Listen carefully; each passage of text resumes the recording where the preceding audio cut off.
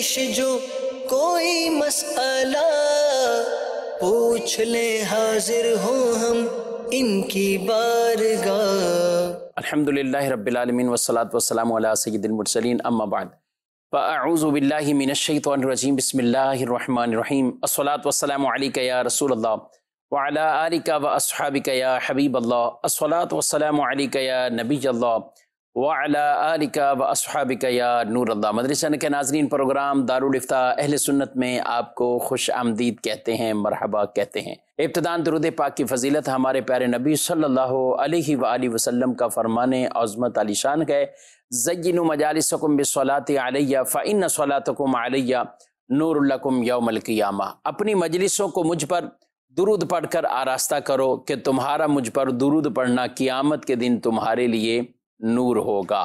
صلو علی الحبیب صلی اللہ تعالی علی محمد صلی اللہ علیہ وآلہ وسلم صلاۃ و سلام علیک یا سیدی یا رسول اللہ وعلی آلک و اصحابک یا سیدی یا حبیب اللہ۔ آئیے بڑھتے ہیں ناظرین کے ویڈیو سوالات کی طرف۔ محمد شاکر اتاری، مدلی سے تاجران۔ کسٹمر جب بھی آتے ہیں تو اس وقت نماز کا ٹائم بھی شارٹ ہوتا ہے اور چند منٹیں باقی ہوتی ہیں، تو اس وقت ہم ایسی رہنمائی فرمائی کہ جماعت بھی ہمیں مل جائے اور کسٹمر کو بھی ہم مطمئن کرنے میں کامیاب ہو جائیں، تو برائے کرم اس حوالے سے ہماری رہنمائی فرمائیں۔ جی، آج کے ہمارے مہمان مفتی کفیل صاحب ہیں، حضرت آپ کو بھی خوش آمدید کہتے ہیں، اور کیا فرماتے ہیں؟ بسم اللہ الرحمن الرحیم۔ ایک مسلمان کے لیے سب سے ضروری چیز جو ہے وہ اللہ پاک کی عبادت ہے، اور عبادت کے اندر پنجگانہ نماز چونکہ فرض ہے تو اس میں کسی بھی قسم کی جو ہے وہ سستی کوتاہی جو ہے وہ اس کی ہرگز اجازت نہیں ہے، چاہے انسان دنیاوی امور گھریلو معاملات میں جو ہے وہ مصروف ہو یا کاروباری امور میں مصروف ہو، بہرحال نماز کو فوقیت دینی ہے۔ تو اس کا حل یہی ہے کہ نماز کے جو اوقات کار ہیں اس سے آپ جو ہے وہ 10 سے 15 منٹ پہلے ہی جو ہے وہ لگا دیں کہ بھئی نماز کا جو ہے وہ وقفہ ہے۔ انڈرسٹوڈ سی بات ہے کہ اگر نماز جو ہے وہ ظہر کی جیسے 1:30 بجے ہے تو آپ 1:30 بجے نہیں اٹھیں گے، 1:15 بجے ہی جو ہے وہ آپ اٹھیں گے۔ 1 بجے سے آپ جب یہ لگا دیں گے تو جو کسٹمر آپ کے پاس موجود ہے آپ اس کو بھی کہہ دیں گے کہ سر 10 منٹ رہ گئے ہیں، جلد از جلد جو ہے وہ آپ خریداری کر لیں، نماز کا وقت ہے، دکان جو ہے وہ ہم بند کریں گے۔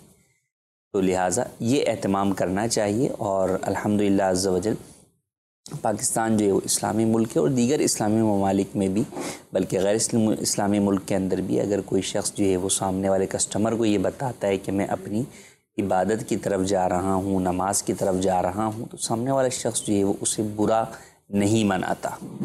تو اگر بالفرض کوئی مناتا بھی ہے تو وہ پھر اس کا اپنا ذاتی فعل ہے، ہمیں اس کی ناراضگی کا اس معاملے کے اندر جو ہے وہ خیال نہیں کرنا چاہیے۔ تو لہٰذا وقفہ برائے نماز کا آپ جو ہے وہ نوٹ لگا دیں، اور اس کے بعد آپ وقت کے اوپر جو ہے وہ اپنی دکان کو بند کر کے آپ نماز کی طرف جائیں۔ اب اگر اس وجہ سے 4 کسٹمر آپ کے چھوٹ بھی جاتے ہیں تو اس کی پرواہ نہ کریں، کہ جب آپ رازق عز و جل کی بارگاہ میں حاضر ہو رہے ہیں تو رزق دینا تو اس کے ذمہ ہے۔ کسٹمر تو آتے جاتے رہتے ہیں، کیا پتہ کہ 10 کسٹمر آئیں اور آپ سے کچھ خرید کر نہ جائیں، اور نماز کی برکت کی وجہ سے آپ کے پاس ایک وہ کسٹمر آئے جو 10 پر بھاری ہو جائے۔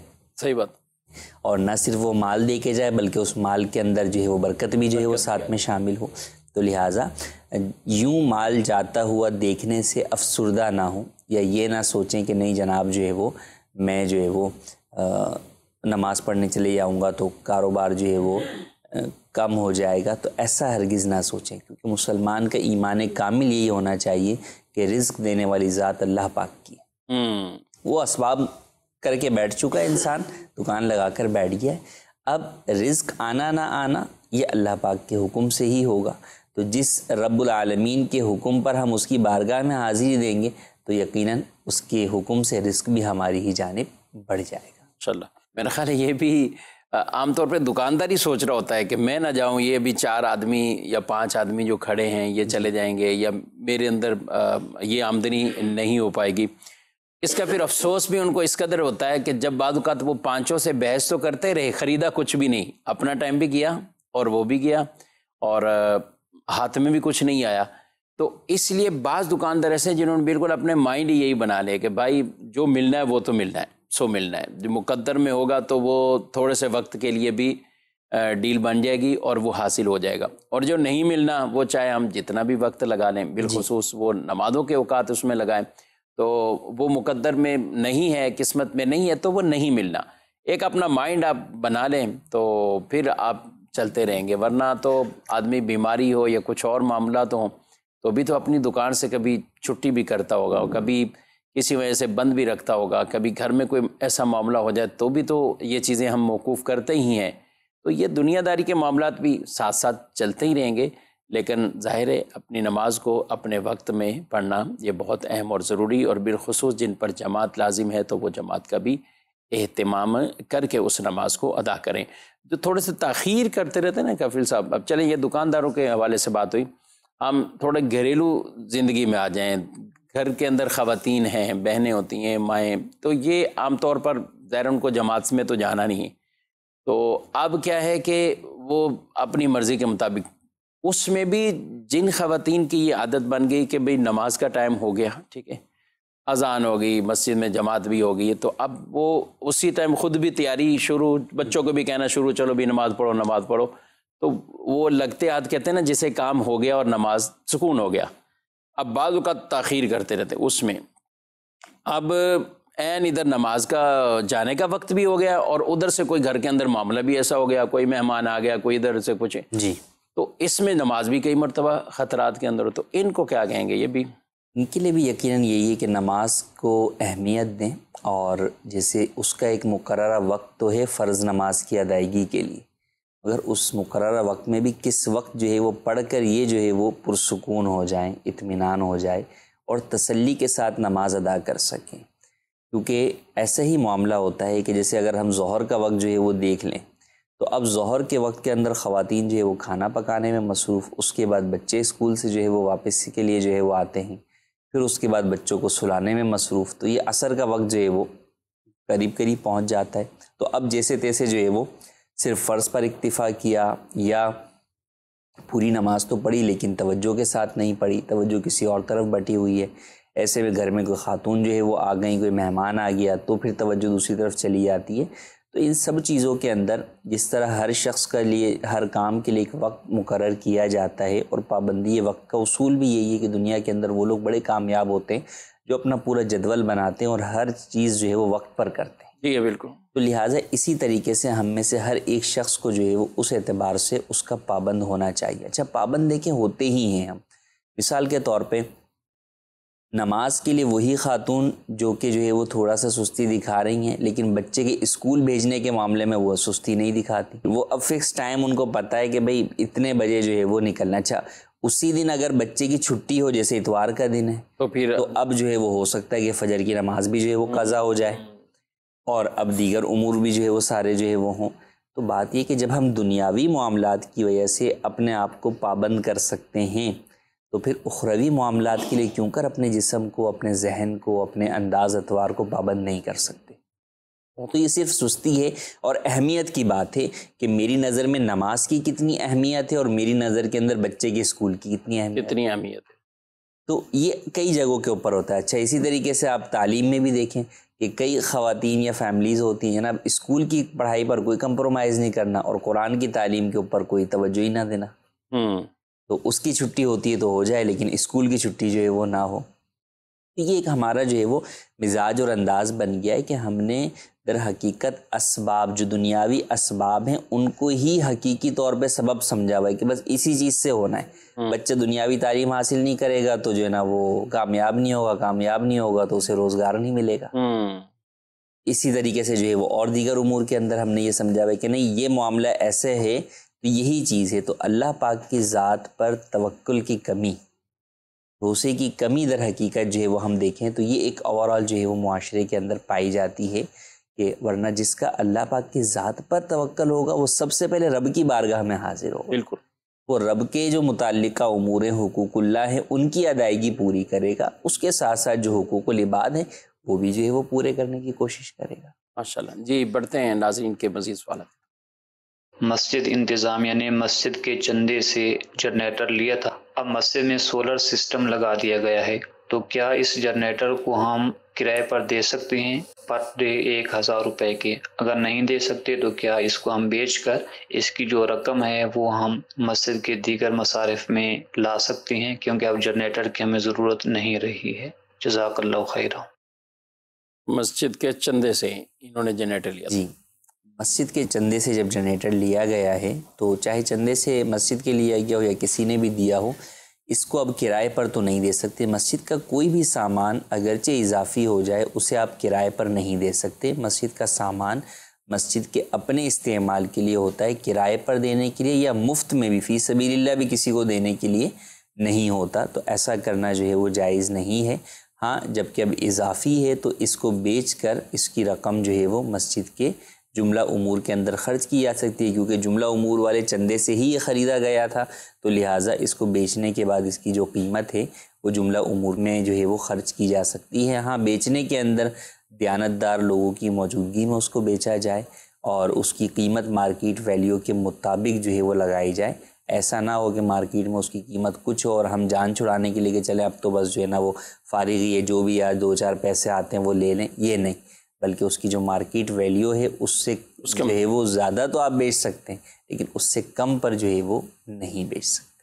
ٹھیک ہے۔ اور ابھی جب سے یہ سولر سسٹم کا تقریباً کئی جگہوں پر، تو میں سمجھتا ہوں اس کے ساتھ ساتھ وقف کے بھی کئی شرعی مسائل اس سے درپیش ہوئے ہیں۔ نہیں، یہ تو جنریٹر کے انہوں نے کہا، اس کے بعد پنکھوں کے بھی آئیں گے مسائل تقریباً، کہ پنکھے اب وہ والے پنکھے سولر والے پنکھے اس کی جگہ پہ وہ، تو یوں بھی تبدیلی ہوگی اور بھی کئی چیزوں میں۔ تو دیکھیں ناظرین کرام، جس طرح یہ سوال کیا بھائی نے اور پوچھا، تو ہمیں اس کے جواب میں یہ اتنا کچھ سیکھنے کو ملا ہے کہ بھئی اب یہ زائد ہو گیا تو اب ہم اس کو رینٹ پہ چڑھا دیں یا اس کو یوں کریں، ایسا نہیں۔ اچھا، یہ ایک شق ہم نے جواب دیا ہے کہ اگر مسجد کے چندے سے، مسجد کے اوورال عمومی جو آمدنی ہے اس سے یہ خریدا گیا ہے، اور اگر یہی کسی شخصیت نے دیا ہوا ہے، کسی عام نمازی نے دیا ہوا ہے اور اس نے خاص ہی اسی مد میں یا چندہ دیا یا یہی چیز لے کر دے دیے یا پنکھے آپ کو اس نے دے دیے، تو اب اس میں پھر احکامات اور ہوں گے۔ یعنی اب یہ نہیں ہوگا کہ اب یہ اٹھا کر ڈائریکٹ ہی اس کو جو ہے نا وہ بیچ دیں اور پھر اس کے پیسے مسجد میں لگا دیں، نہیں، بلکہ اب اسے یا تو چیزیں یہی ہے کہ اس کو سنبھال کر رکھنا، اور سنبھالنے میں اگر چیزوں کا ضائع ہونا یا ایسی چیزیں کہ جو بالکل اب ضرورت ہی نہیں ہے اور پڑی پڑی وہ خراب ہو جائے گی، تو پھر ان کے احکامات آگے جدا ہوں گے۔ کیا کہتے ہیں کفیل صاحب؟ اب اس میں کئی طرح کس طرح کا نا، پنکھوں کا بالخصوص ہم کریں تو عام طور پہ 5 اس نے دیے، 2 اس نے دیے، 1 اس نے دیے، تو اس طرح ہوتا ہے، کیا کہیں گے؟ پنکھے ہی یا دیگر جو بھی چیزیں ہیں، جیسے آپ نے کہا کہ اب سولر لگانے کا سوچا یا انتظام ہو گیا، تو اب اس سے متعلق انتظام ہونے سے پہلے ہی بس اوقات کیا ہوتا ہے، چندہ جمع کر لیتے ہیں پھر شرعی رہنمائی لینے کے لیے آتے ہیں۔ جی، تو لہٰذا پہلے شرعی رہنمائی لیں کہ ہم چندہ جمع کر کے اس طرف جا رہے ہیں، اس کے بعد یہ نتائج نکلیں گے، یہ چیزیں فارغ ہو جائیں گی، یہ چیزیں تبدیل ہوں گی، تو ان سب چیزوں کے لیے کیا کرنا ہے، تاکہ پہلے سے ہی آپ کو حکم ہو۔ مثال کے طور پہ ممکن ہے کہ اس پنکھوں کو بیچ کر ہی دوسرے پنکھے خریدنے کی اجازت ملے، کہ وہ پیسہ پنکھوں میں ہی خرچ کریں۔ اب یہ پہلے وہ پنکھے خرید لیتے ہیں سولر کے، اب یہ پوچھ رہے ہوتے کہ جی جناب اب اس کو جو ہے وہ بیچنا ہے، کیا کرنا ہے؟ اس کے پیسے تو پنکھے میں ہی لگانے تھے، اب تو مسجد میں آگے پنکھوں کی کوئی حاجت ہی نہیں، اب ان پیسوں کا کیا کریں؟ تو لہٰذا پہلے ہی آپ شرعی رہنمائی لے لیں کہ یہ سارے کام کرنے ہیں، اس کے اندر کون سی چیز کہاں پر خرچ ہوگی اور کس طریقے سے خرچ ہوگی۔ اور خاص طور پر اس بات کا بھی اہتمام رکھنا چاہیے مسجد میں رجسٹر کے طور پر یا کسی بھی جگہ پر، کہ جو چیز کوئی ڈونیٹ کر رہا ہے، ایک ہے اس نے کیش آپ کو ڈونیشن میں جو ہے وہ دیا ہے جملہ امور کے لیے، لیکن اگر کسی نے پنکھا دیا، کسی نے اے سی دیا، کسی نے دری دی، کسی نے کارپیٹ دیا، تو وہ آپ ڈونر کے نام اور اس کے جو ہے وہ ایڈریس اور جو ہے وہ فون نمبر کے ساتھ اپنے پاس محفوظ رکھیں، تاکہ کل کو جب وہ چیز قابل استعمال نہ رہے تو ایسی صورت کے اندر اس کے احکام پھر ڈونر کی اجازت کی طرف چلے جاتے ہیں، کہ یا تو وہ اس کی ملکیت کی طرف لوٹ جاتے ہیں یا پھر اس کی اجازت سے آگے آپ اسے کسی جگہ پر استعمال کر سکتے ہیں۔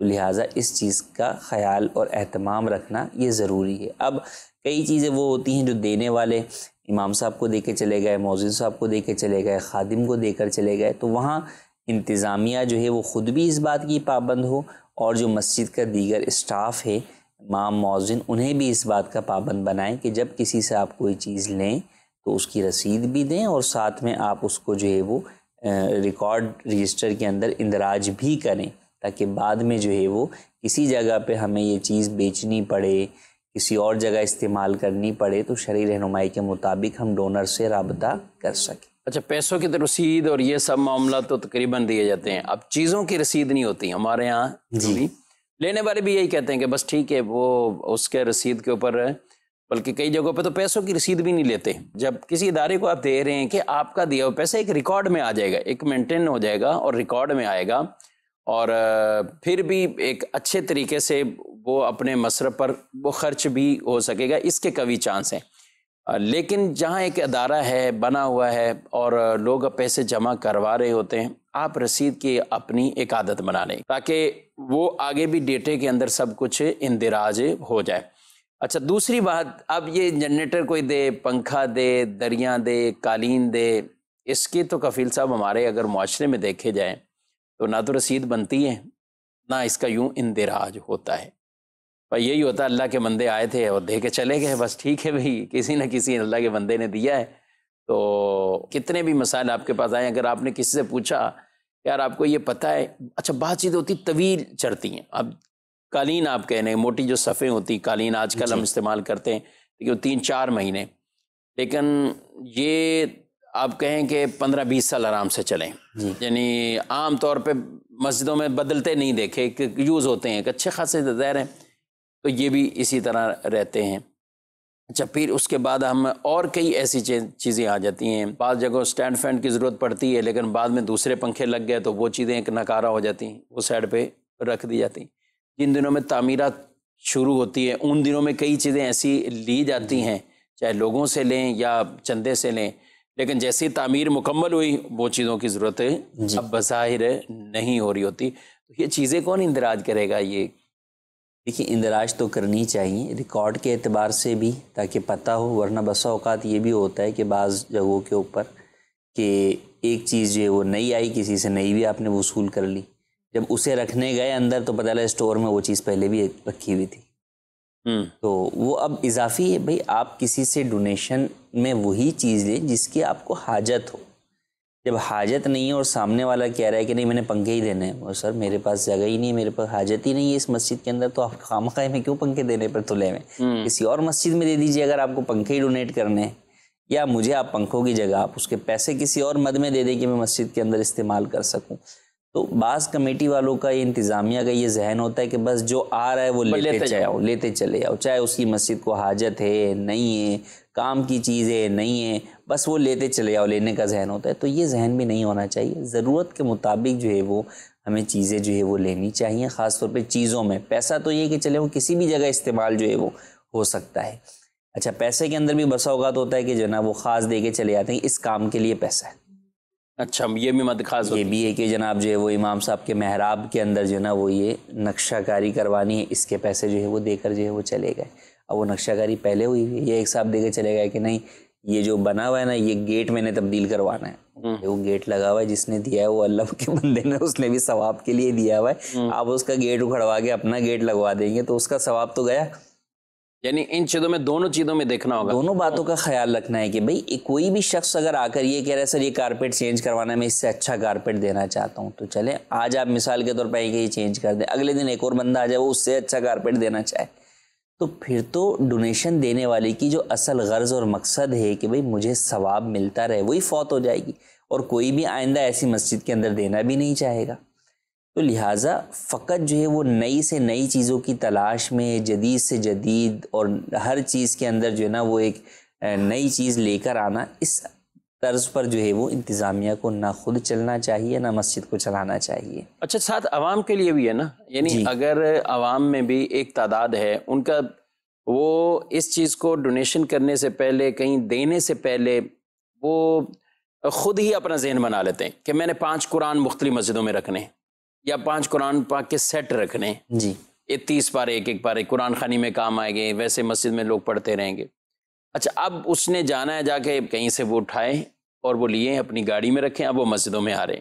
اب وہ ہوتا کیا ہے کہ یہ بس آئے گیٹ پہ پکڑایا کہ یار رکھ دو رکھ دو رکھ دو.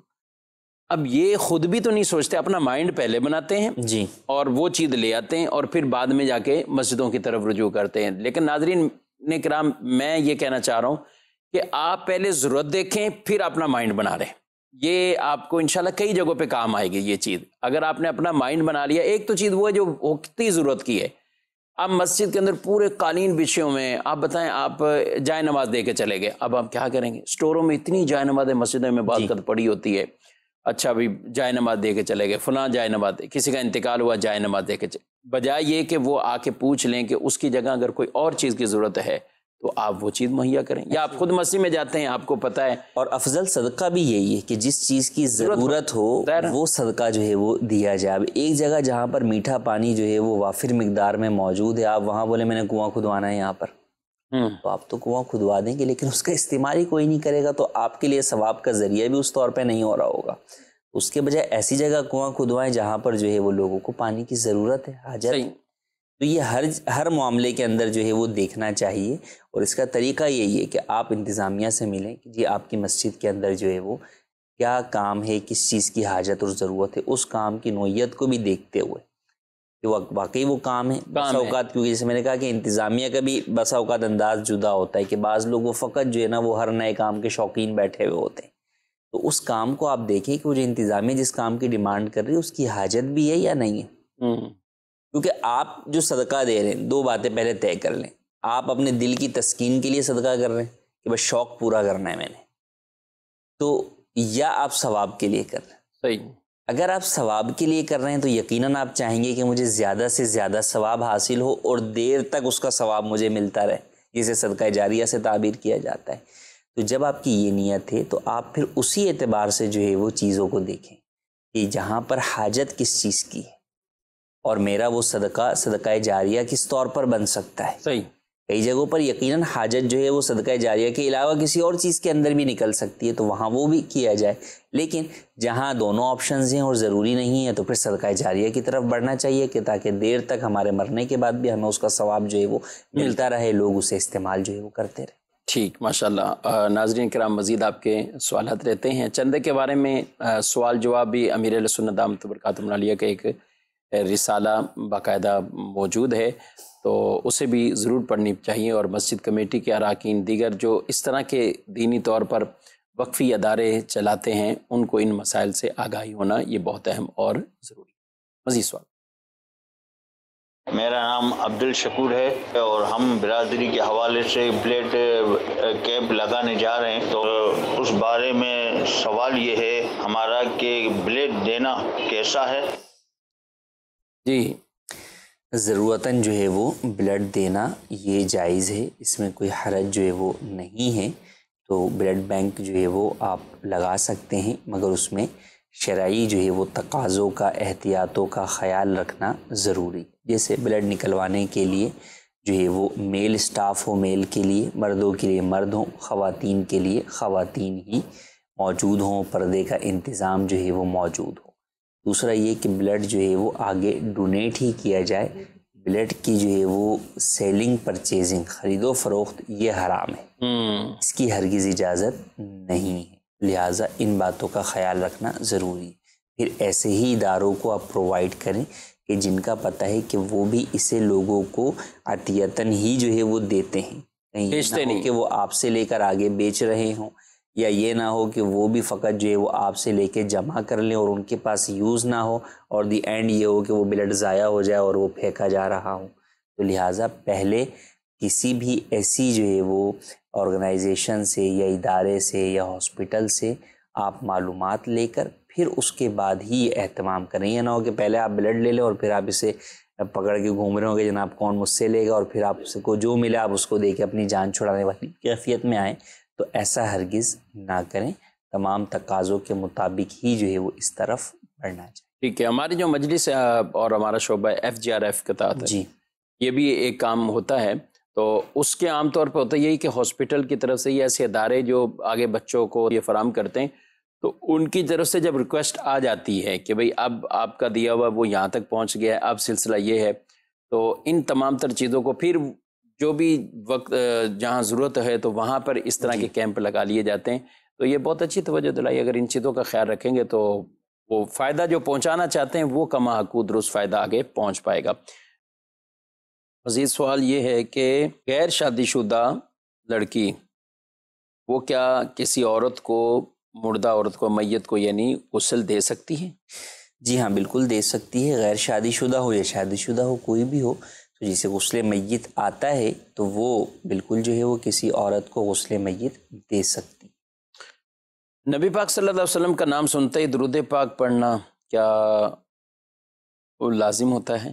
کیا کہتے ہیں؟ نبی کریم صلی اللہ تعالیٰ علیہ وآلہ وسلم کا نام مبارک سن کر جو ہے وہ درود پاک پڑھنا واجب ہے، خاص طور پر جب ایک محفل کے اندر پڑھا جائے تو اس میں یہ ہے کہ ہر بار پڑھا جائے، ورنہ کم از کم ایک مرتبہ تو واجب ہی.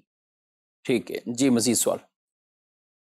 صاحب کی بارگاہ میں یہ عرض ہے کہ ایک چیز میں نے 15,000 کی خریدی ہے، تو میرے بھائی نے کہا کہ مجھے بھی یہ چیز لا دے. میں دوبارہ مارکیٹ میں جاتا ہوں، وہ چیز میں 15,000 سے کم کی لے آتا ہوں، تو جو پیسے وہ مجھے بچتے ہیں وہ میرے لیے جائز ہیں کہ نہیں؟ جزاک اللہ خیرا. جی یہ پیسے جو ہے وہ آپ کے لیے جائز نہیں ہیں، بلکہ جتنے میں چیز ملی ہے آپ اتنے ہی جو ہے وہ ان سے پیسے وصول کر سکتے ہیں. بقیہ پیسے انہیں واپس کرنے ہوں گے اگر پہلے سے وصول کر چکے ہیں. وجہ یہ ہے کہ یہاں پر آپ سے وہ خرید و فروخت نہیں کر رہے، بلکہ آپ کو وہ وکیل بنا رہے ہیں کہ آپ میرے نمائندہ بن کر میری طرف سے وہ چیز مجھے خرید کر لا دیجیے. تو اب ایسی صورت میں آپ پہلے سے ان سے یہ تو طے کر سکتے ہیں کہ بھئی میں لاؤں گا، لے جاؤں گا، میری محنت لگے گی، میں جو ہے وہ کرایہ خرچ ہوگا، تو ان تمام چیزوں کی مد میں اتنے پیسے آپ سے جو ہے وہ بطور چارجز وصول کروں گا. یوں تو آپ کر سکتے ہیں، لیکن یہ جب کہ آپ پہلے طے کر لیں ان سے. اگر ایسا آپ نے طے نہیں کیا تو پھر اس صورت کے اندر وہ چیز جتنے کی ملی ہے آپ اتنے ہی پیسے ان سے وصول کر سکتے ہیں، اس سے زیادہ وصول نہیں کر سکتے. اور اگر یہی سوال ہے 15 کی ہے، عام طور پر ریٹ اوپر جاتے ہیں جی، اگر 16 کی مل گئی تو پھر 1000 روپے کون ڈالتا؟ جی وہ بھی یقیناً جو ہے وہ اتنی سے جو ہے وہ وصول کیے جاتے ہیں. اور اس کے اندر آپ کے ہاتھ میں در حقیقت وہ چیز امانت ہوتی ہے، تو آپ کو وہ چیز انہیں لا کر دینی ہوتی ہے، اس کی حفاظت آپ کے ذمہ ہوتی ہے. آپ نے خرید لی، خریدنے کے بعد خدا نہ خواستہ وہ چیز ضائع ہو گئی تو بھی یہ تھوڑی ہوگا کہ وہ آپ کو کہیں گے کہ بھئی تم بھرنا، بلکہ وہی جو ہے وہ اس کا نقصان بھی برداشت جو ہے وہ کریں گے. تو لہٰذا اس کا جو نفع ہوگا، نقصان ہوگا، ہر اعتبار سے وہی اس کے ذمہ دار ہیں، آپ صرف لا کر دینے کے وکیل ہیں. ٹھیک ہے. اور یہ کئی لوگ ہوتے ہیں جن کو یہی مسئلہ درپیش ہوتا ہے، بالخصوص جو مارکیٹ آتے جاتے رہتے ہیں، کمپیوٹر، لیپ ٹاپ، کسی طرح بھی لوگ ان کو کہتے ہیں یہ لیتے آنا، یہ USB لے کے آ جائیں، میرے لیے یہ کارڈ لے کر آ جائیں، میرے لیے فلاں چیز یہ لے کر آ جائیں، اور وہ پیسے آرام سے پکڑ لیتے ہیں اور لاتے ہیں. لیکن ان میں بعض ایک دیکھا ہے کہ یہ لوگ اس طرح کی کر لیتے ہیں کہ ہاں یہ خود بھی اگر آتا تو اسے یہ 2000 کی چیز ملنی تھی، لیکن میری اپنی ایک معرفت ہے، مجھے 1500 کی ملی ہے، تو میں اس کے 500 روپے اوپر والے وہ میں رکھ لوں. تو ظاہر ہے آپ خرید و فروخت اس سے نہیں کر رہے کہ جی آپ نے اس سے خرید و فروخت تو نہیں کی، آپ اس کے وکیل بنے، جتنے کی ملی آپ اتنے ان کو دینے کے پابند ہوں گے. کفیل صاحب جو کمپنیوں میں بھی ہوتے ہیں بعض اوقات، تو اس طرح کے جو ملازم ہوتے ہیں ان کو بھی پتہ ہے، لیکن عام آدمی کا یہ سوال ہوتا ہے کہ اگر یہ شخص خود بھی جاتا تو اسے یہ چیز اتنے کی پڑتی. ایسا نہیں ہے کہ اس کا کوئی نقصان نہیں ہوا، مطلب ایک چیز کے ریٹ 20,000 روپے ہے اور وہ 20 سے 21 میں تو اس کو ملے گی، لیکن 18-19 میں کوئی نہیں دے گا.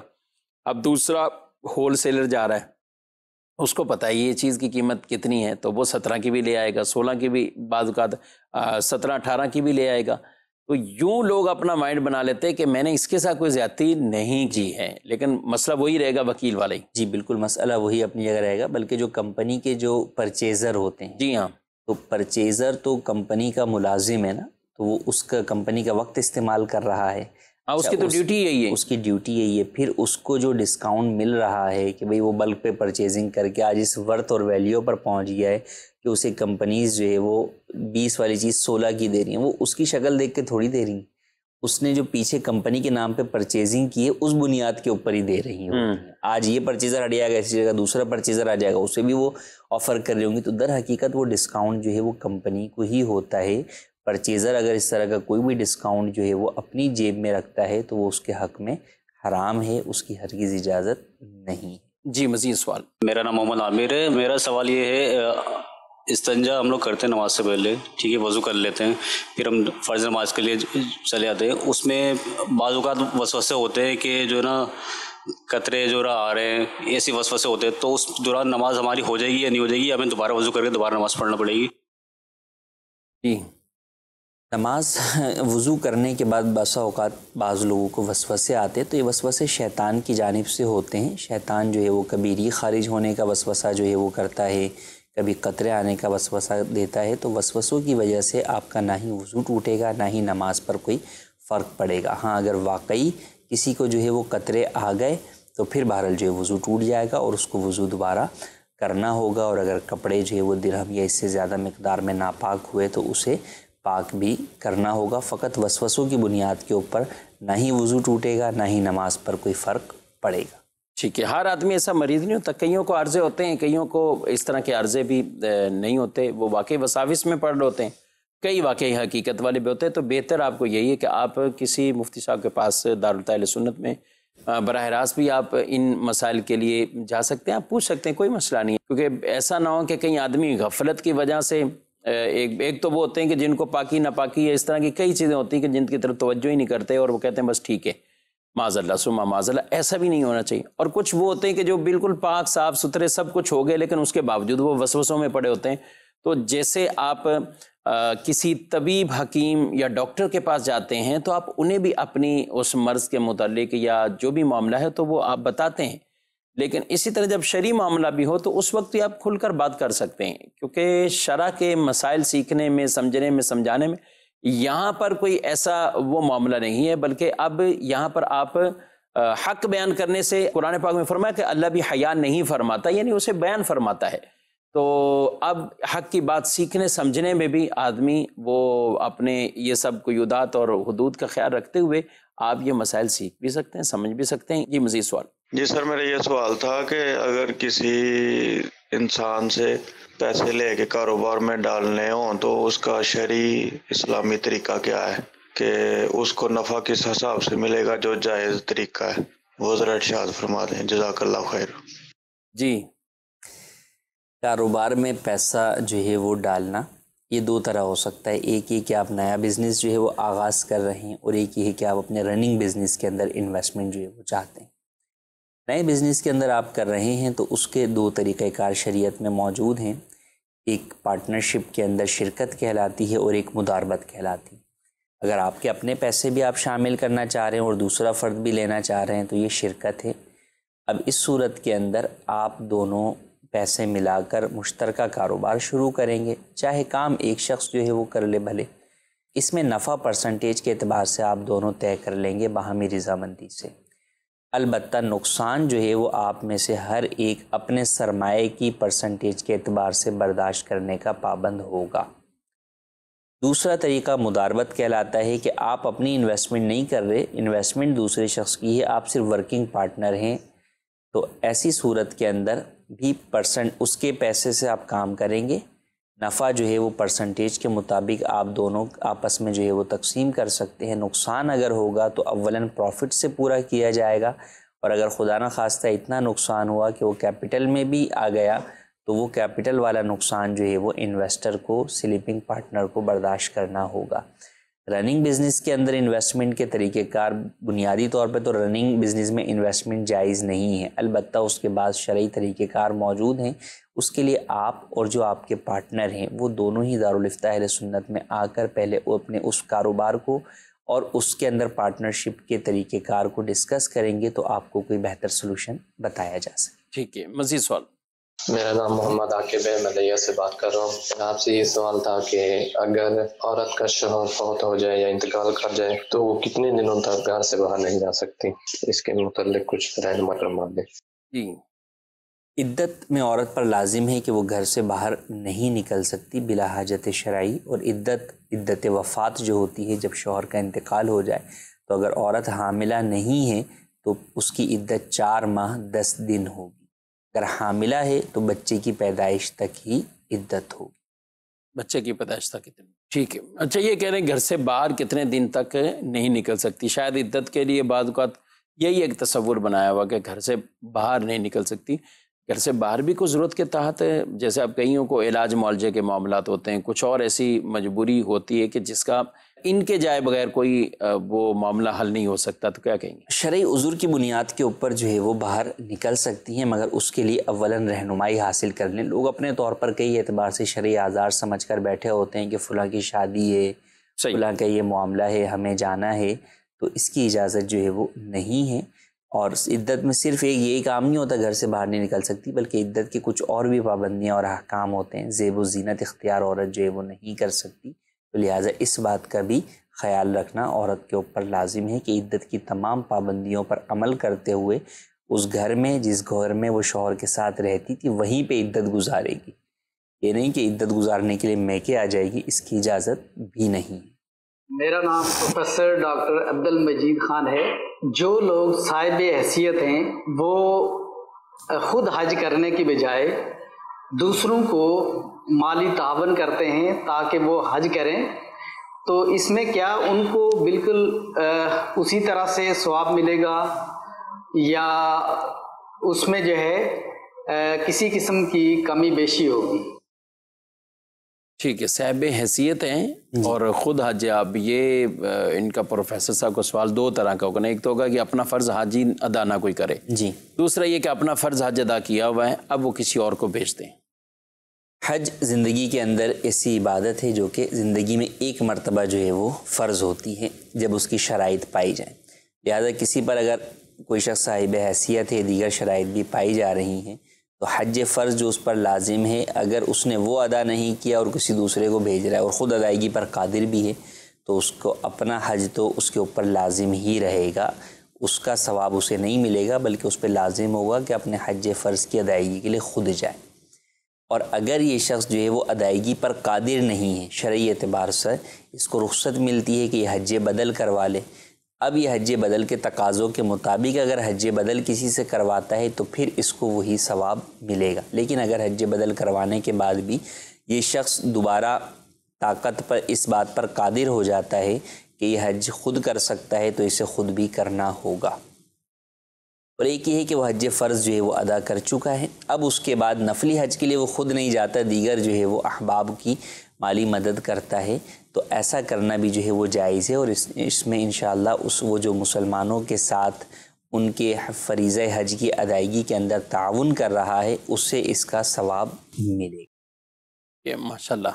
اور بعض صورتیں جو حج بدل کی ہوں گی کہ آپ نے کسی مرحوم کی طرف سے کر رہے ہیں، یعنی کوئی کسی کے والد فوت ہوئے، والدہ فوت ہوگی، یا بعد ایسے ہوتے ہیں کہ دادا دادی ان کی طرف سے بھی کر رہے ہوتے ہیں، تو اس میں کیا کہیں گے آپ؟ حج بدل جو ہے وہ دو طرح کا ہوتا ہے، ایک تو یہ کہ واقعی وہ شخص وصیت کر کے گیا یا کوئی شخص جس پر حج لازم ہے اور وہ حج کی ادائیگی پر قادر نہیں ہے وہ اپنا حج بدل کرواتا ہے، اس کے اپنے جدا احکام ہیں۔ اس کے اندر تو جو حج بدل کرنے جا رہا ہے اس کا حج ادا نہیں ہوگا، بلکہ وہ جس کی طرف سے حج بدل کر رہا ہے اسی کا ادا ہوگا۔ ٹھیک۔